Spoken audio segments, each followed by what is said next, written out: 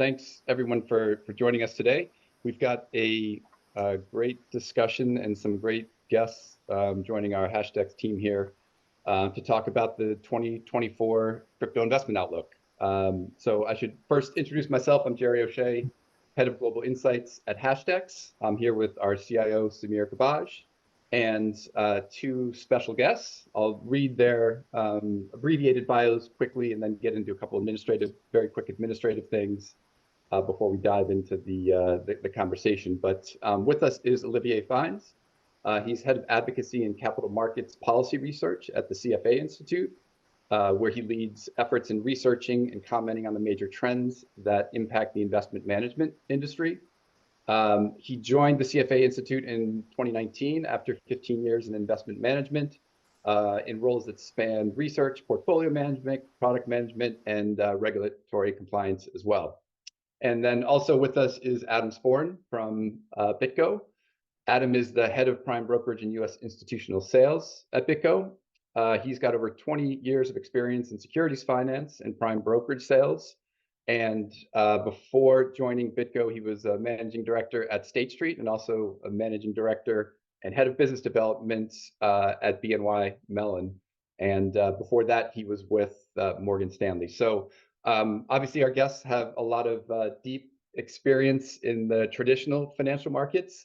And I think we'll talk a little bit about the intersection of crypto and those markets momentarily. But very briefly, just a couple administrative things. First, a very short disclosure that this webinar is for educational purposes only.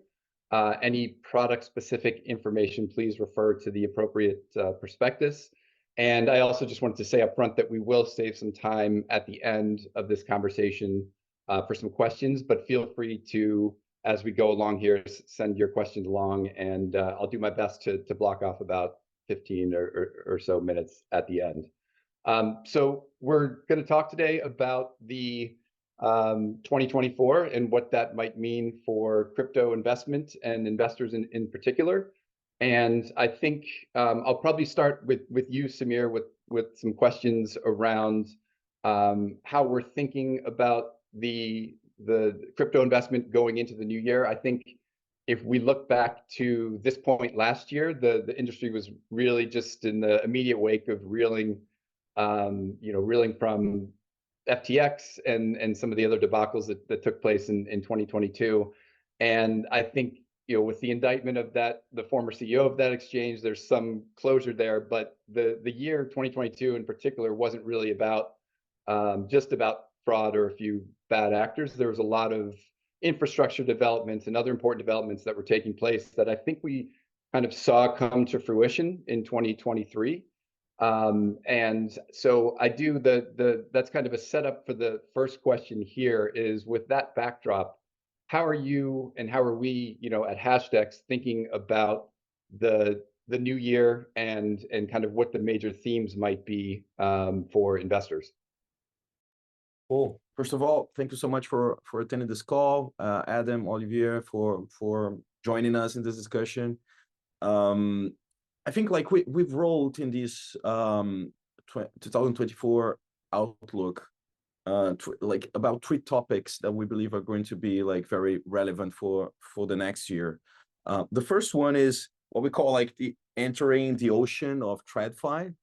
We call that in the outlook, which is the more of the institutional phase of crypto, right? So we are seeing every day new institutions coming to crypto. I would say there's probably 3 angles that institutional or financial institutions would come to crypto. The first one is on the investing side, and this is the hot topic: the US Bitcoin ETF, traditional asset managers starting to offer investment products in crypto. You have the actual applications, so financial institutions using blockchain networks for offering solutions to clients. On that specific side, we have advances in stable coins, so more, I would say, regulated or stable coins that are issued by banks that really have the capital and the infrastructure to support an electronic cash, like a stable coin, and tokenization, right? So we've been discussing with multiple financial institutions around the world, and we see that most of the big financial institutions, they are exploring use cases of tokenization, right? And we're seeing more and more those use cases coming to market, especially when we're talking about tokenizing real world assets and bringing those assets to the blockchain. And the third one is infrastructure, right? Which really, I think it helps to solve all the problems that we saw during this last cycle, right? So a lot of the bad things that happened last year were, I'll say, caused the systemic risk or caused a bigger contagion because the market infrastructure was not mature enough. And when you have those traditional financial institutions coming to crypto, either offering investment products or infrastructure, they have a different standard, and they are setting up for this next wave. So bringing best practices from the traditional market infrastructure to crypto. And we're seeing this trend also coming. So this is a big topic for next year. Traditional financial institutions coming to crypto, either on the investing side, or on the application side, or on the infrastructure side. The second one is the technological advances, right? So we're seeing like technology advancing in the crypto, especially on smart contract platforms, smart contract technology, how to scale smart contract platforms. This is happening, right? And I wrote about this in the past, that I compare like the phase that we are now in crypto with the broadband phase of the internet. So we are in that phase where like we're going from like a dial-up connection to a high-speed broadband connection. This is what's happening with crypto right now. We've seen this transition, and we believe that next year is going to be critical to see the applications that are actually ready to scale. And the third one is the macro tailwinds, right? So we're setting up for a next year that probably will bring more I would say better tailwinds on the macro side. We'll start talking or anticipating potentially like the US dropping interest rates. That's going to have a very beneficial impact in risk assets. And we believe that crypto as an asset class is a big risk asset and has a big size premium. It's very small still, so it tends to benefit a lot from less I would say less polluted macro headwinds. So those are the big themes I would say for the next year. Of course, everyone's talking about Bitcoin now because of the Bitcoin ETFs, but there's a conflation of two important factors on Bitcoin. The first one is the halving, which is scheduled to happen in April. That's when the issuance of Bitcoin drops by half. That normally causes a supply shock, and that has been positive for prices historically. But this year specifically, we're going to have a halving event with the potentially launch of US Bitcoin ETFs. That might cause also a demand shock because this is an on-ramp that has never been available before. And like something like 80% of the US capital market cannot invest in Bitcoin right now. So if you take those two factors together, that tends to create an environment that's going to be extremely positive for Bitcoin. So we couldn't be more optimistic about 2024. Great, and I know we'll get more into the impact of the spot Bitcoin ETF. I know that's kind of the elephant in the room, but we'll cover that a little bit more later. I want to shift to Olivier and Samir, talking about looking at crypto as an asset class. I know you all have really been at the forefront in trying to help investors understand how to evaluate these assets. And I know you put out the CFA Institute put out a recent report on the valuation of crypto assets. So I'd love to get your views on how the Institute is looking at Bitcoin and crypto and any kind of concerns coming out of what transpired in 2022, whether or not things are being addressed now that were raised as big concerns back then. I'd love to get your opinion on all of that. Sorry, that's a long question, but I'll let you take it where you want. Thanks, Gerry. And first of all, I'd like to thank Hashdex and the organizers for this event. It's a pleasure to be here. as I was listening to Samir just a minute ago, a number of points that he made completely resonate to what we are currently analyzing at CFA Institute. But I'll start with your actual question, and I have to confess, crypto assets and digital finance at CFA Institute is a very new thing.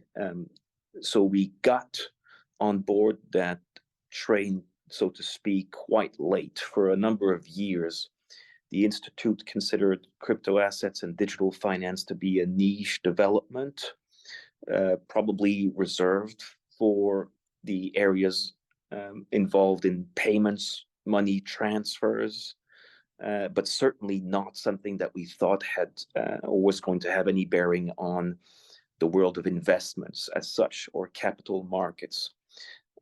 We kept that view for a very long time, or a protracted amount of time, until probably only 2 years ago. We've had to reckon with the very real intrusion of crypto and digital finance in the world of capital markets, with a novelty as compared to how Institute, and we've been around for 70 years, has usually considered financial development and technological shifts. Crypto has gotten into capital markets from the bottom up, as opposed to a top-down development by institutions proposing their services and products. And that bottom-up development through retail, through a very, of course, I'm going to use the word decentralized approach to its development, has completely caught off guard most of the traditional commentators and analysts, of which I am, but also regulators. And it's forced most of that ecosystem to play catch up and determine what exactly we were dealing with. We weren't sure, and we're still not sure, in your introduction and in the text that you've used to present this webinar, Gerry. You've used the term asset class. We're still not sure exactly if we're actually dealing with an asset class as such, and this is why it's been difficult for regulators, but also for finance, traditional finance in general, to determine what part of the infrastructure and the ecosystem of the scaffolding of financial services should we place crypto in. So we've approached this development in a typical prudent manner. And certainly we did not want to be perceived to be either demonizing or advocating for crypto, which sadly seems to be how the world is split nowadays. You either love the thing as the greatest thing since sliced bread, or you hate it as the next incarnation of the of evil. So we were trying to approach crypto development by speaking with a number of people that have something to do with it, whether from the industry, but also technologists themselves, regulators, lawmakers, asset managers and sovereign wealth funds, and asking those people, what does crypto represent? And so we tried to build a cluster of work around the several issues that we've uncovered as part of this work that started just about a year and a half ago. And the main three issues that at the time we were going to investigate more thoroughly afterwards were valuation, custody, and the concept of fiduciary duty, right? So going back to what Samir was saying on the intersection of digital finance and traditional finance, is the whole concept of fiduciary duty that needs to be investigated further. So that is really the journey that we've decided to approach crypto development from at CFA Institute. And we're now, as you mentioned yourself, going to be releasing a series of more specific reports. We've discussed the development of central bank digital currencies, right? So if private crypto is one side of the coin, well, CBDCs are the public side of that coin, but also valuation. As you said, we've just released this report, and we're trying to present different manners in which you can consider different categories of crypto, whether we're talking about smart contracts, but also decentralized finance applications or cryptocurrencies themselves. There's different way to consider traditional metrics and traditional methods to value crypto. And the next big development on which I totally agree with Samir would be tokenization, which would take us a step further into an actual real intersection between digital finance and real application as part of current economic processes. So it's a journey. I don't think the dust has settled yet. It's developing. It would be probably presumptuous to assume that we exactly know where this has taken us, but I think the sector needs to gradually institutionalize if it's going to demonstrate that it can serve real economic purposes. And we see these developments on a day-to-day basis. I'll stop here. Hope this has answered your question, Gerry. No, that's great, and I think it's a great segue regarding the institutionalization of this asset class. A great segue to go to Adam. And BitGo has been around, I think, for 11 or 12 years, focused exclusively on this space. So I might ask, actually, if you don't mind, first just giving an overview of what BitGo is working on now for folks that might be on the call that aren't as familiar. But then the main question for you then would be, can you talk about how the infrastructure for crypto has evolved, over the last longer term 10 years, but even more recently, like in the wake of FTX and some of the other events from 2022? Sure. Thanks, Gerry. And I want to thank Hashdex for putting this together and inviting me to speak. It's been a great partnership between our firms. And so BitGo was the first purpose-built digital asset custodian back in 2013. So our co-founder and CEO, Mike Belshi, was one of the earlier adopters of Bitcoin, realized institutions would need a way to safely store it. So he pioneered multi-sig technology for digital assets. But over time, and based on client demand, it's evolved into providing regulated, insured bankruptcy remote custody. So we got we became a trust company in South Dakota in 2018. 2019, we registered in Germany and Switzerland, and then 2021 in New York. So today, we have the things that institutions look for. We have our SOC 1, SOC 2, Type 2 operational controls, certification from Deloitte & Touche. We have a $250 million insurance policy for loss-affected keys that's backed by Lloyd's of London. So we have about over 1,500 institutions today. Many of them care about some of these things around the operational controls, the bankruptcy remoteness, and the insurance policy, as well as the ways that we store and protect those keys, which we can talk about a little bit later. But I think as the needs of our clients have grown, it's also transitioned to from just custodying assets to how we're going to help them scale their strategies, right? And so that with that comes the staking, so we can stake out of cold storage, our ability to trade, things like tri-party collateral management, and then we've also built out our Go network over the last year. So today we support over 700 coins and tokens. As I mentioned, many of those are able that can stake from cold storage. Through our prime trading, we allow clients that want to get into assets or liquidate those assets. We connect to about a dozen different liquidity providers to get competitive pricing, pass that along to our clients. They're able to trade out of cold storage. They don't have to move it to those exchanges or to those liquidity providers. And they're also able to stay anonymous to the market. So there's a lot of the things that institutions like when they're trading with BitGo. And then when you talk about lessons learned, I think a lot of the focus for us and other institutions is about separating collateral from counterparty and in different forms, right? So on the tri-party, for folks that are trading derivatives, rather than posting collateral with those trading firms, they're able to hold it at BitGo. Example is Genesis. They were one of the largest trading firms. clients they wanted to trade with them, but they wanted liquidity, but they didn't want to leave collateral and take that counterparty exposure. So Genesis took their clients to use BitGo for tri-party collateral management. And then over the last 2 months, we've been playing matchmaker as they wound down their business to folks trading with other market makers, but wanting to segregate that collateral.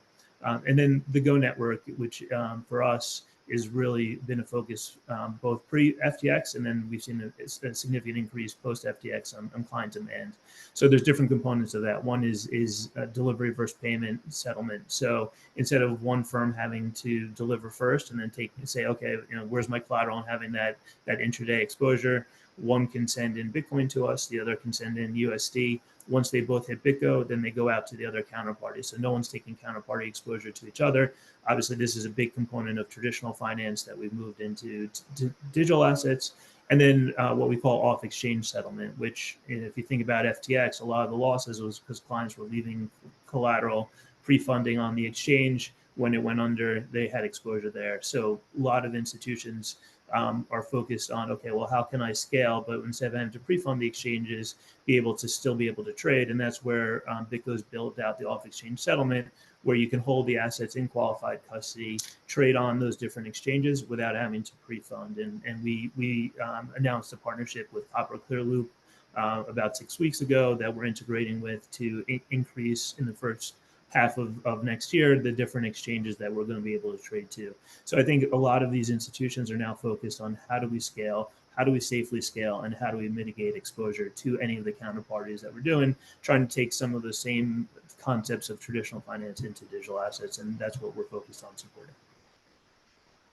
Great. And I think those are a lot of the same questions that regulators are asking, and I think this past year with the approval of the markets and crypto asset regulation in Europe, there were some pretty big developments. I think we're anticipating that there'll be more regulatory developments in 2024. But Olivier, I wanted to ask you, because I know you've had conversations with some of the different standard-setting bodies, regulatory bodies like IOSCO, about crypto and Bitcoin. And do you have a sense that there's any type of consensus view among global regulators forming around either Bitcoin individually or crypto more broadly? Well,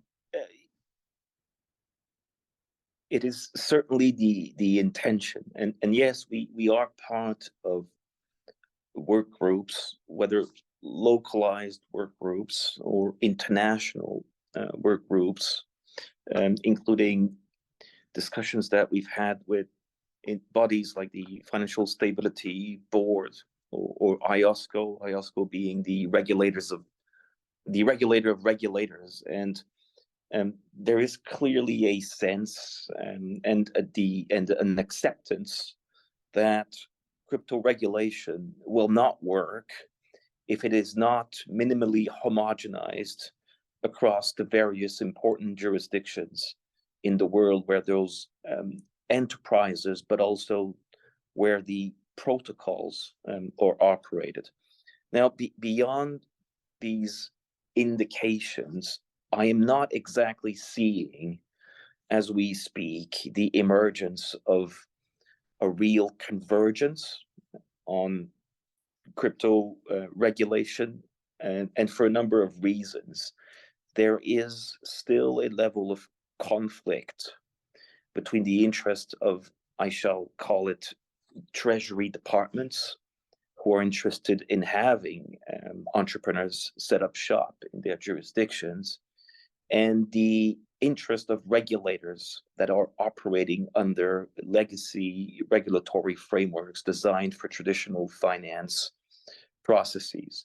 Those two forces right now are sort of colliding in a way that results in probably a patchwork of regulatory frameworks around the world right now. And I don't know if we have a bit of time, but the way that we see it, there's really three blocks that have emerged, starting with the EU that wanted to strike first with the markets in crypto assets regulation, the so-called MiCA. And in my opinion, and we've discussed that in other forums. The EU went a bit too fast with MiCA because it leaves DeFi out of the spectrum. They don't answer the question of what exactly are crypto assets, who the issuing entity is. But it was the first widespread regulatory framework out there. Then followed the UK, which took a different approach to crypto.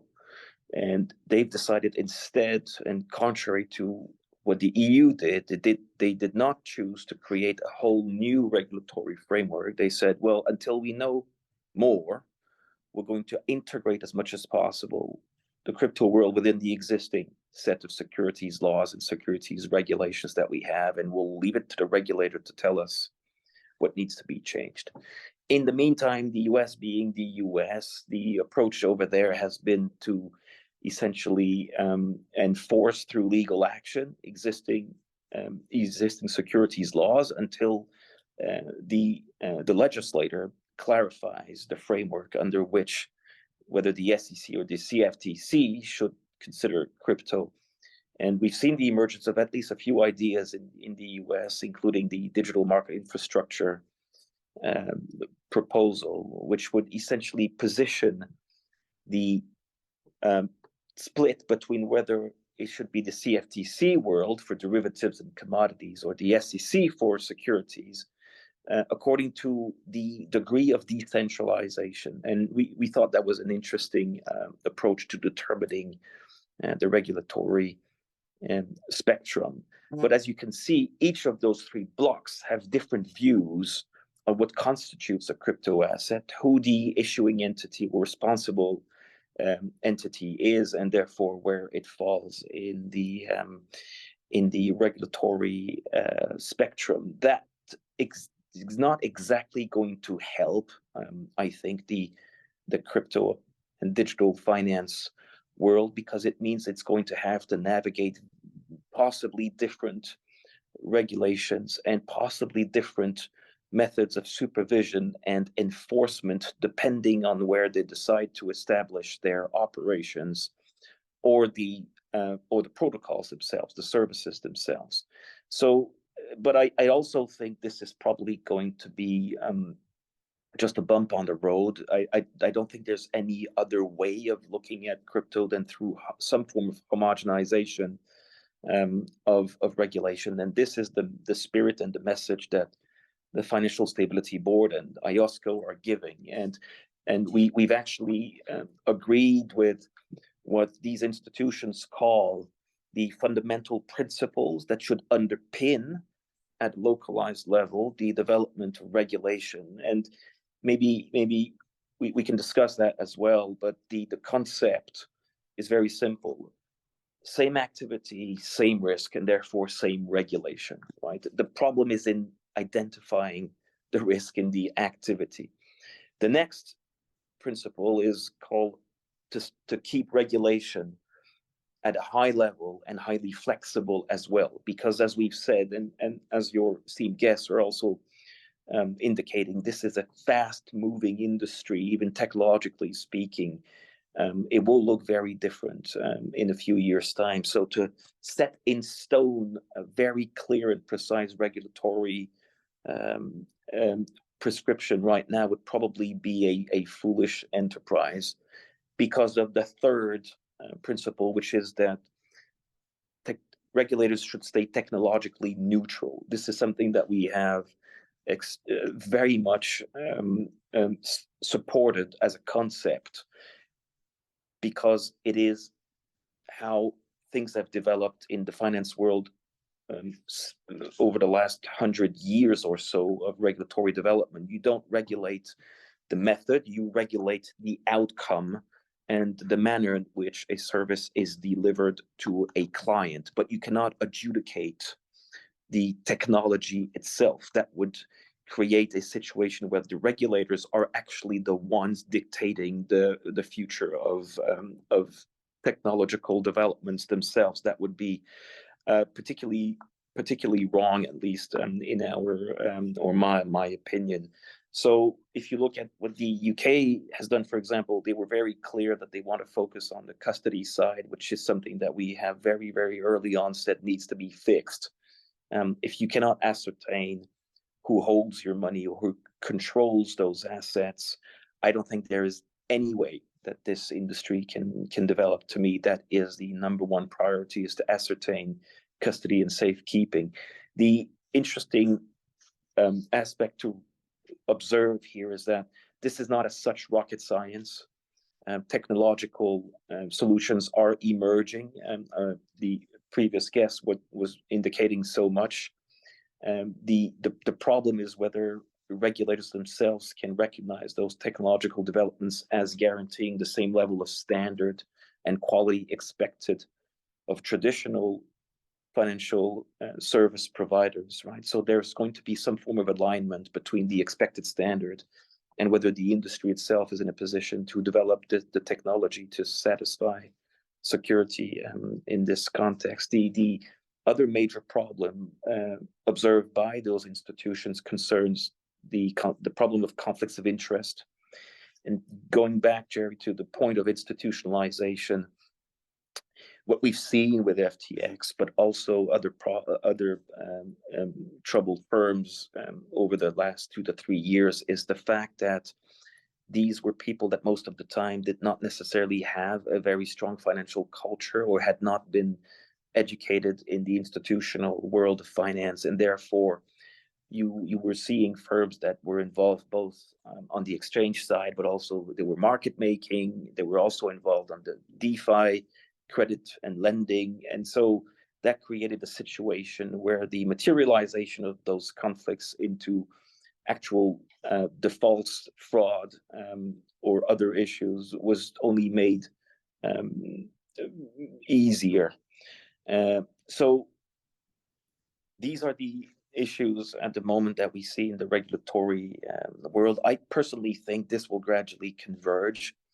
I will also say that mixing different objectives is becoming the norm now with regulators. In other words, Treasury departments are asking regulators to keep in mind not only the protection of markets, but also the development of the most promising and growth-inducing sources of economic development in markets, right? So that is sending regulators' way sometimes conflicting messages, and so I also think that before we see some form of rapprochement or convergence, we should probably expect probably more chaotic development on the regulatory front for a little while, which is ironically also where I think the crypto world can demonstrate its seriousness by elevating its own standards when it comes to protecting client assets or resolving potential conflicts of interest, cross-border cooperation. If we see from an organic perspective the emergence of industry standards, even before regulators are in a position to impose those standards, that would say a lot about an industry that wants to institutionalize, be taken seriously, and become perhaps the norm of future financial services. Thank you. That's great. And I'd like to drill down from the sort of macro regulatory perspective with a question for Samir and then one for Adam. But the question for you, Samir, I know in our 2024 outlook, we talk about Brazil, and Hashdex has deep roots in Brazil, but Brazil potentially being a sort of proof of concept for regulatory developments, potentially in the US or with other governments. So I'd be interested in your thoughts around, the things that maybe the government has gotten right, and if you have thoughts around maybe things that they've gotten wrong, I'd be interested in that as well. Okay, so I think the government here has adopted a pretty pragmatic approach in terms of like crypto is coming, there is demand, like investors want to invest their money. in crypto, if we try to hold it or ban this somehow, those investors will find ways to invest offshore, and that will cause the inverse of what the regulators want, which is protect investors. And the second, I would say, pragmatic approach from the regulator here is that it's recognizing that the digital transformation in our society is coming for the capital markets. It's coming for the financial institutions.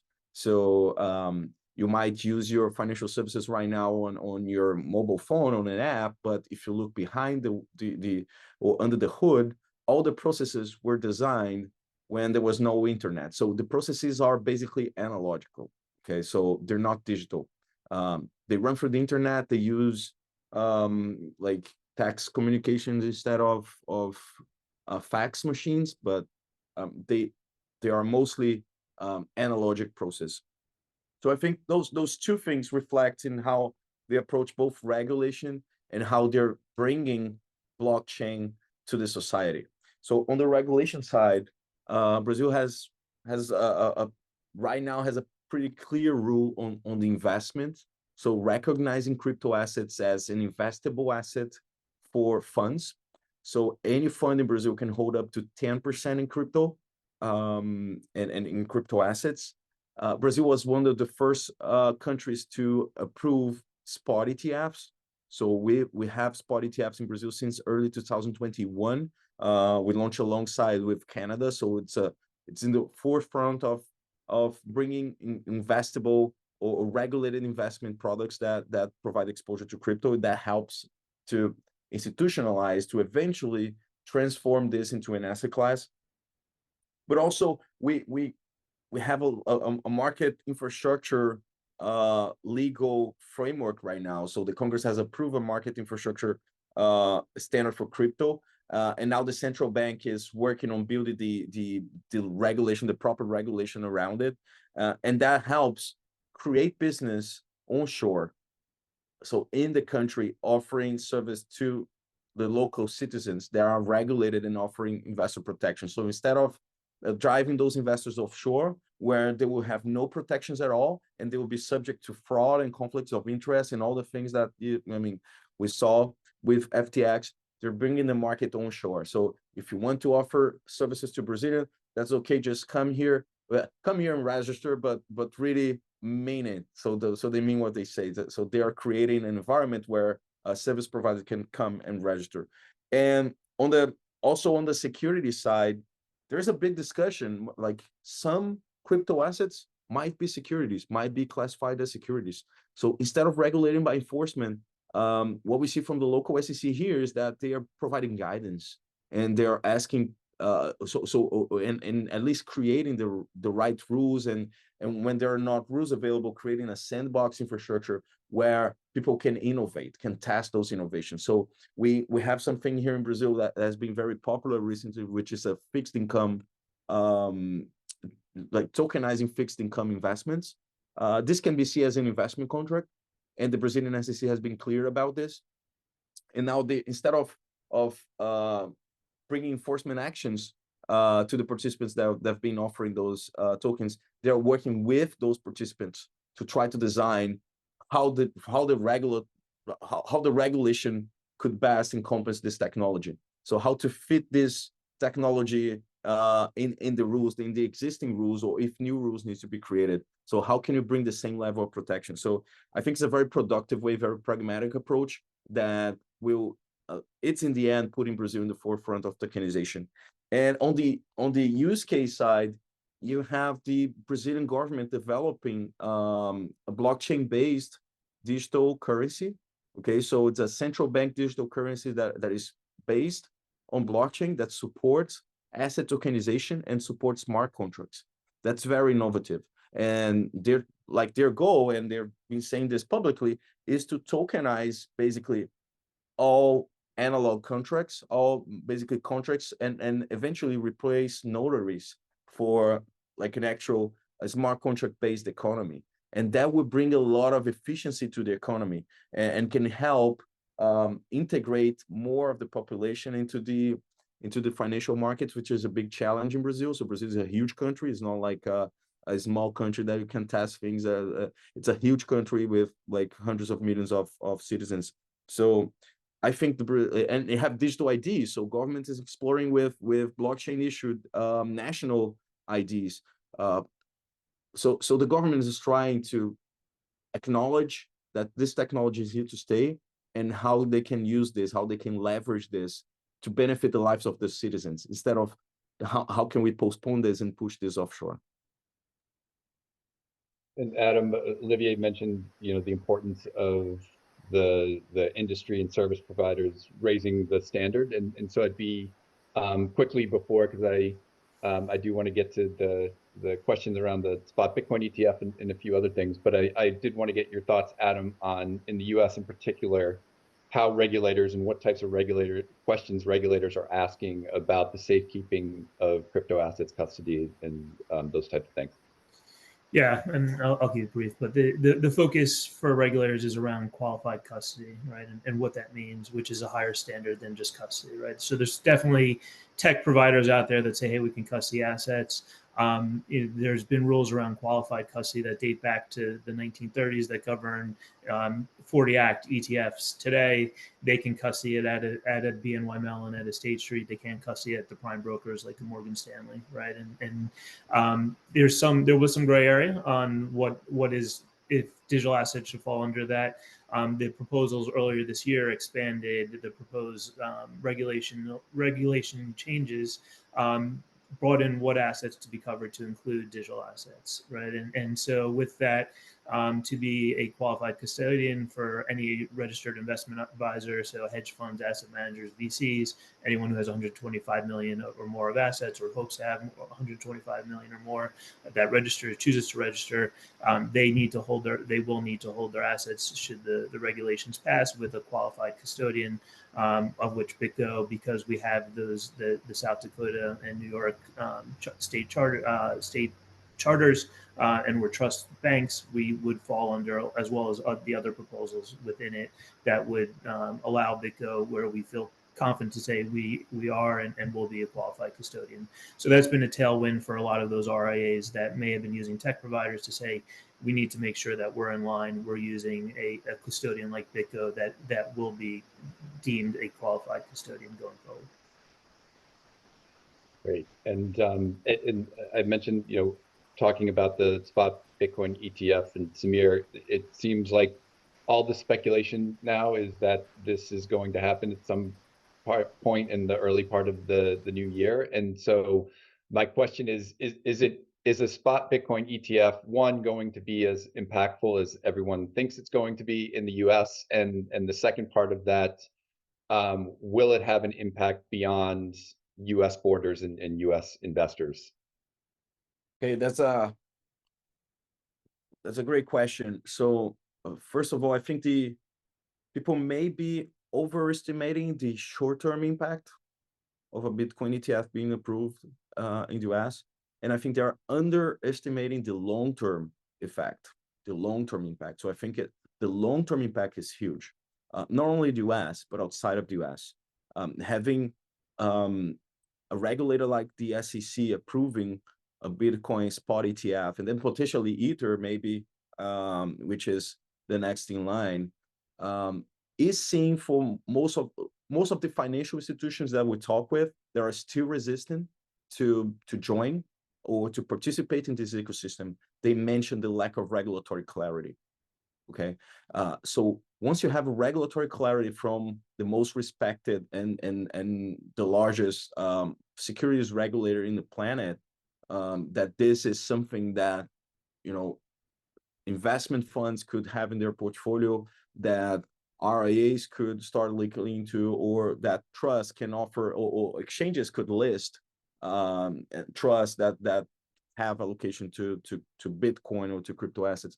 That's going to be huge validation for Bitcoin, and I think that's going to help the institutional adoption, the resistance of traditional financial institutions to look at this stage. So the financial institutions that are yet not involved, in Bitcoin for some reason. They're not looking at this for some reason. After the SEC approves this, they're going to look at this. And this is not just in the US. We've been seeing this throughout Europe and for all other countries as well. We've been seeing, like, we've been talking with investors and also with financial institutions, and they mentioned this to us. Let's wait. We're going to wait until the SEC approves this, and then we're going to see what we're going to do. And I think this is going to be transformational. In the US specifically, like I said, like probably 80% of the market in the US, of the capital market in the US currently doesn't have a way to invest in Bitcoin. And spot ETF would provide access to this. That's $50 trillion. Okay. Of course, that capital will take decades to allocate 0.5%, 1% to Bitcoin, but this is going to happen. And when it happens, it's going to be, it's going to have a huge impact, I would say, on the price of Bitcoin over the next decade. So I tend to underestimate. So what I'm trying to say is downplay the short-term impact. I know a lot of people are talking about this on Twitter, the media, like all the people care about is when they're going to approve, when the SEC is going to. Yeah, that's interesting, and of course, Hashdex is definitely very interested in the topic. We have a product that is pending regulatory approval to be converted to spot. So we are interested party in that process. But I tend to think that this is not going to be transformational in the short term, as it's going to be transformational in the long term because of the validation of having the SEC approving a product like this. And Adam, I saw you nodding your head when Samir was talking about the kind of institutional acceptance. So I'd be interested just if you guys are seeing signs of increased acceptance of this of Bitcoin and other crypto assets by institutions more recently. Yeah, look, I'm in agreement with Samir. We are starting to see an uptick. I think a couple of factors there is obviously the expectation that there's a high probability of approval first quarter of next year of the spot ETF. But I think also the price increase over the last couple of weeks as well has helped some of these institutions going to next year saying, some of these firms that we've been talking to for a while, all of a sudden hey, let's move forward and get those contracts going so we can have a place to store and purchase our Bitcoin. So, we have a platform for wealth management that has tripled assets over the last 6 weeks, and that is in the RIA space today, that are focused on either SMAs or other strategies, and we've seen them triple their allocation. So I think that's an indication for the increase in retail demand that's going through those RIAs today. And once we get the spot Bitcoin approval, I think we're going to continue to see growth into 2024, and that's part of the reason of me moving from traditional finance to digital assets, is because of the institutions that I was talking to when I was at State Street, that were all looking at the space, waiting for some regulatory clarity to, and we're talking about multi-strat hedge funds that have built out teams looking to deploy and grow and build out their digital asset strategies. And Olivier, are there any actions or events that may come up in 2024 that you think could help spur this, by whether it's decisions made by the FSB or IOSCO? Are there any things like that investors should be kind of on the lookout for in terms of global regulators wrapping their heads around crypto? Well, the questions and the comments on the spot Bitcoin ETF point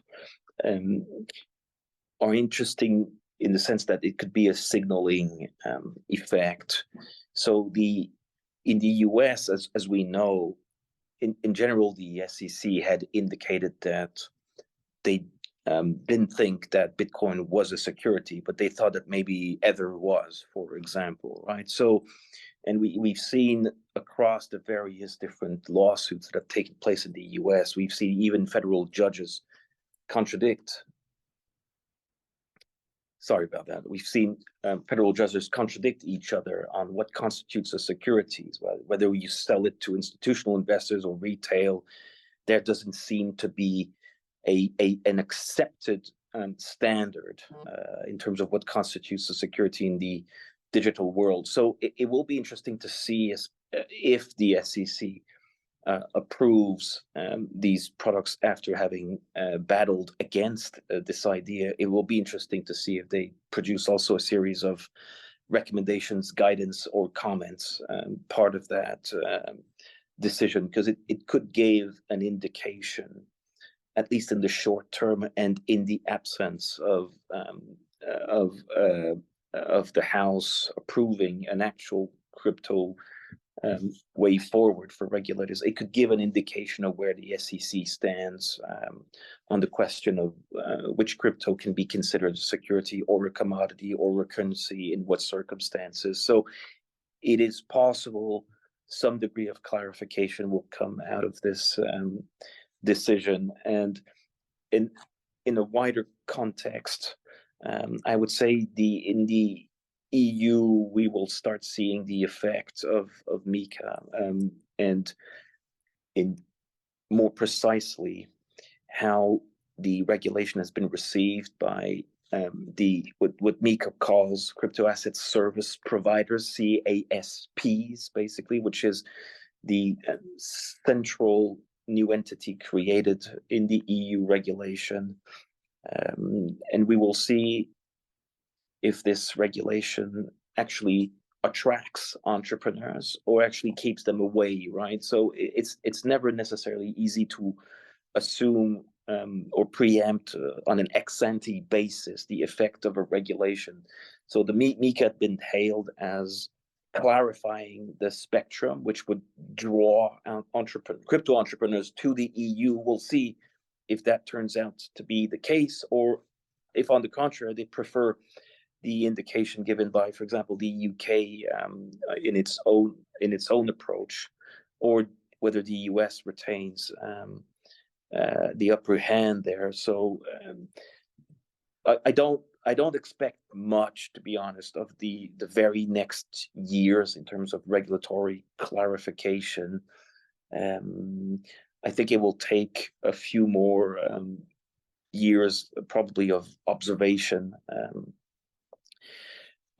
probably issues to arise, and maybe in the custody field, as was just mentioned, maybe a clarification of the technology that can be used to safeguard the private keys. We've heard of sharding. We've heard of different ways that you can guarantee security in the space. If standards there emerge, that will give a clearer guidance even to regulators whether they can use those emerging standards to shape regulation itself. So yeah, that's my answer. Thank you.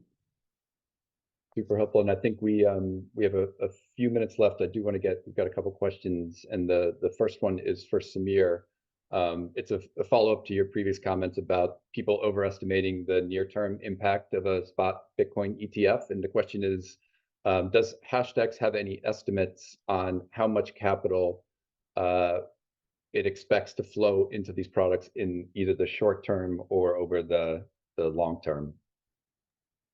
I think this is very hard to predict. Okay, it really depends on when those products go to market, how many products will go to market, and especially if you look at the other countries that have launched spot ETFs in the past. Canada, I think the launch of the Bitcoin ETFs in 2021 was probably the most successful ETF launch in history of Canada. In Brazil also, like the launch of the Bitcoin and crypto ETFs in Brazil were the most successful case for ETF in the history of the country. So I wouldn't expect that to be different in the US. I think it's probably going to be one of the most successful product launch in the history or ETF launch in the history of the US, which is going to be also huge globally. So if I'm saying that, it means that we're expecting something that would be over $1 billion and probably below $10 billion in the first few weeks and months in terms of inflows. And that I think this is going to grow exponentially over the coming years. I don't think on the ETF space specifically, we should we should anchor too much on the gold ETFs, because they're like the generation that invests in ETFs is a different generation from the ones that invest in gold and gold ETFs. So I think it's a good parallel. So gold ETFs, they democratize assets to gold. They made it easier for any investor to allocate to gold. This will happen with Bitcoin as well. But I think given the brand that Bitcoin has and how dominant it has been on I'll say on this new generation, I expect that the allocations to Bitcoin will be Bitcoin products are going to be bigger than gold products in the US in the short to mid term, although we don't expect Bitcoin to surpass gold in market cap in the short term. You know what I mean? So we expect that the I would say the AUM of Bitcoin ETFs in the US are probably going to be larger than the AUM in gold ETFs, despite Bitcoin not being bigger than gold in terms of market cap. That's a pretty good way of saying that. I think it's going to be a pretty exciting start to the year in these markets, and probably a pretty good place for us to stop. Adam and Olivier, I just want to thank you guys. I know you're in high demand, especially this time of year. So thanks for joining us. And please check out our Outlook, our 2024 Outlook at hashdex.com and our Insights Hub. And again, thanks everyone for attending, and thanks to you, Adam and Olivier, for joining us. Great discussion. Thank you. Thank you. It was a pleasure. Thank you very much. Take care. Take care. Bye-bye.